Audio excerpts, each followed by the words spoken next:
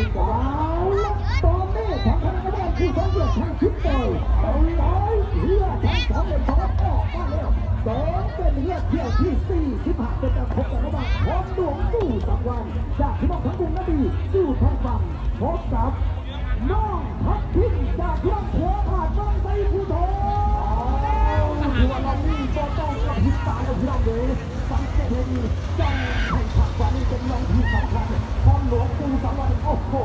รีบอีเทนโตธรรมดาน้องทัพทิมเขาบอกให้มันแน่นอนบอลถอยคนเดียวกันของสองกำลังตีโผล่ดูที่หูสีจะทะเลาะกันอยู่เรื่องชาวบ้านเส้นทางนี่มันไกลแสนไกลใกล้แสนใกล้เสือเสลือเกินและแต่สุดท้ายนั่นคือเป้าหมายของในสองลำถ้ามาไผ่เข้าเส้นชัยเอาเพราะว่าได้เข้าซิ่งนะโอ้โหตอนนี้